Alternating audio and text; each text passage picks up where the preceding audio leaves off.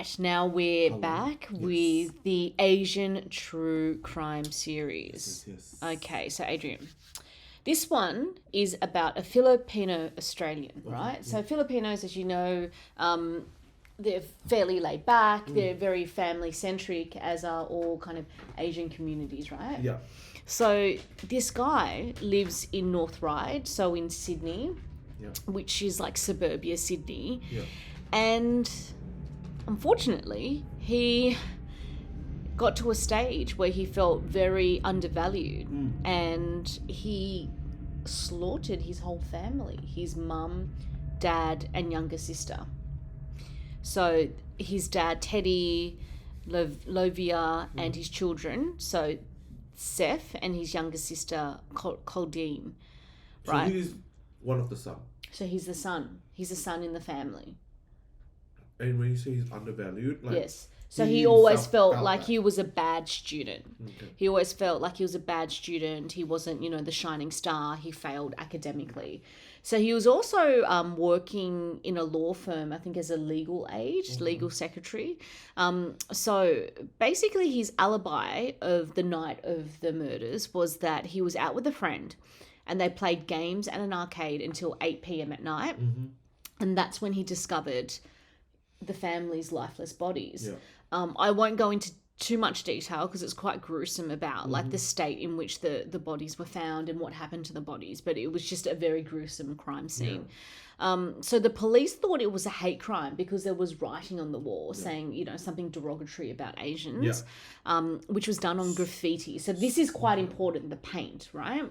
And I'll get to that later on, but there was So he writing didn't on even, the wall. originally he didn't even fess up No, to what he's done. complete, and he still to this day maintains his innocence.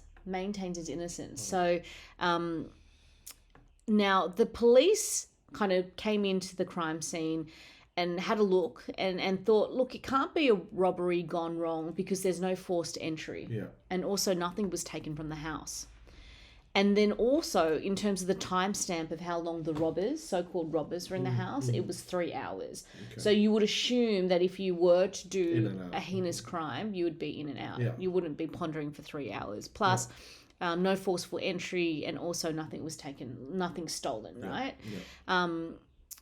So while this was playing out, after the parents, after the murders, Seth begged, and there's media footage of the killers to come forward and to confess, and that he was pleading with law enforcement officers to offer an award, a reward, about to find the culprits of what happened. Yeah. So all this time he's maintaining his innocence, even to the fact where he was giving a eulogy at the funeral. And so this is the famous bit where he sung One Sweet Day by Mariah Carey and Boys to Men. So he actually broke out in song and then sung it, right? So how he got caught? Well, before the incident happened, he asked the family accountant about the size of his inheritance. So he wanted to know how much money would I stand to inherit. And he wanted to put a deposit down for a luxury car. Okay. And he moved afterwards, after all this had happened, to a new apartment in Chatswood. Also, he got out for a So while. he After doing it. So after doing it, the police have kind of gone, look, the robber theory, there's no forced entry, nothing was stolen. He was never been a suspect. He was a main suspect after they put two and two together. But before that, there was a Before period that, no. where he was There was a period where they thought, look, this is a young son who's grieving, and the families were brutally murdered. So then he slowly became a suspect because of his history. The fact that he went to the family accountant, asked for the inheritance, and he wanted to put a deposit down for a luxury car. Yeah. And also he moved to a new apartment in Chatswood. So like the moves afterwards don't really make sense. And then he's also, the big thing to this case was his car was parked in the driveway. Right. His car was parked in the driveway, but his alibi was he was out with friends. So how can you be out with friends and still have your car parked in the driveway? Yeah. Right? Yeah. And then so he said, oh yes, well, the reason why my car was parked in the driveway was because I left my car at home to visit a brothel in Chatswood. So his story just kept on changing, right? So he couldn't really keep up. So in terms of what DNA-wise got him was his fingerprints matched a series of poisoning letters to the police. So the police got like threats. Yeah. So the fingerprints that matched also the letters that were sent to the police. The internet search history about poison letters. So he did the old internet search history. Poison letter? Yeah, like putting, as in if you open it, it's like poison. For real? Yeah. So, and then, that he was a bad student. He didn't kind of conform to what his family wanted to. And then he would never become like the lawyer or doctor that the parents wanted. Yeah. And then so now Seth, in 2021, has made the third attempt for the court to look at the case because he's still pleading innocence. And he's saying that the paint on the wall doesn't match the paint on his jumper that they found. Uh-huh. It's inconsistent. And also, the time of death he wants to argue. So instead of the timestamp being at 8 p.m., he said the time of death was at 10 p.m. And he has a really strong alibi that after 10 p.m. he was at dinner with friends. So... But how could he claim the time of death when it's a coroner's job to do Yeah, but I'm not sure, but he's saying that the time of death is a bit later, so it's at 10 o'clock instead of... So he knows because he killed him.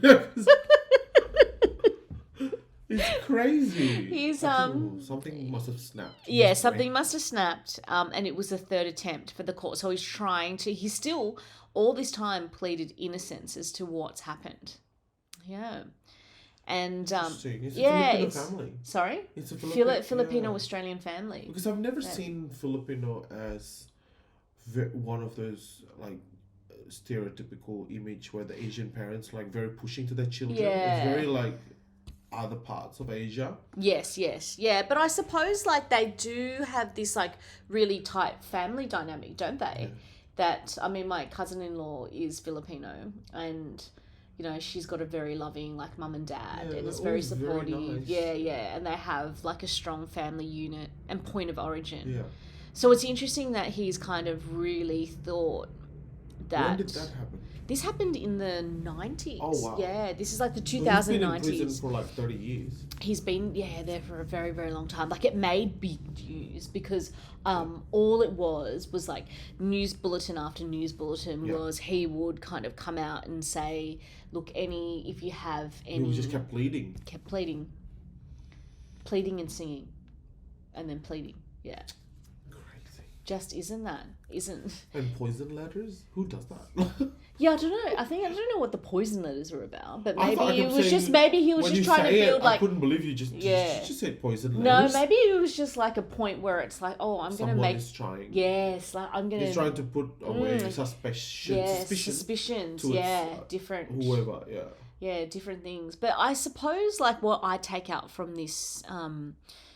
this case, don't kill people, and then also that if you're feeling a certain way about your family, it's actually good to speak to a counselor or a psychologist. Yeah. Like if you're harboring this strong resentment, that your parents are working really hard, they're probably putting a lot of kind of their thoughts and opinions on you, emotions on you, just like speak to someone, before it escalates. Because he works, he has a car, just move out. True, yeah.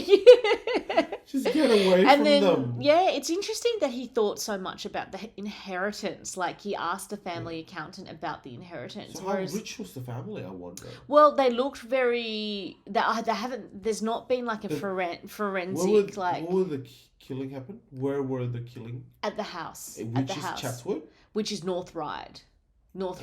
Yeah. Okay. Yeah. I don't know what North Ryde is. North Ryde is like very suburbia, leafy, hilly. Back then. I mean, now it's changed. Now it's like kind of industrial. Like you could be rich if you live there. Like you could be okay. Oh, like, yeah, sorry, right. I know what you're saying. You could be quite okay, like quite well off, like Yeah, like what you're saying. Because it's not really west-west. It's like northwest, right? Yes, like it's still kind of towards the city. Yeah. If it's a house in North Ryde, Yeah. It could be more than $2 million, $3 million worth. Like, you know. Yeah, I didn't really think that. I'm just thinking about like if he What kept his wanting- motives, like, yeah. inheritance, like, you know, is But it? he's so young. Like, wouldn't you just say you've got all this time to make it, and wouldn't you want Oh, to young just people make it? don't think like that. Uh, I think it's an old people thing that Oh, is it? I kept Yeah, saying yeah, that yeah, too. Like, you know, we're old. Like, you know, yeah, I kept that's saying true. like, That's true. like this. I kept going to TikTok events and they've got like 20 Yeah, 20 year yeah, old yeah, or yeah. whatever, and they're like, oh, it's real. I was like, no, honey, you've still got a ton of time. I'm over. I I'm don't 21. have time. No, you have Yes, time because if yes. you were like totally have time, like, and yeah, otherwise it would be like, you know, a 60-year-old saying I don't have time, but the That's why 60-year-old they're- still has time. 60 in this day and age But is that's why very the young young. people are impulsive because they always think like they don't have Yeah, time. that's true. That's true, and that would have been like his frame of mind at that stage. That's crazy. Yeah, yeah. Okay. Thanks for sharing.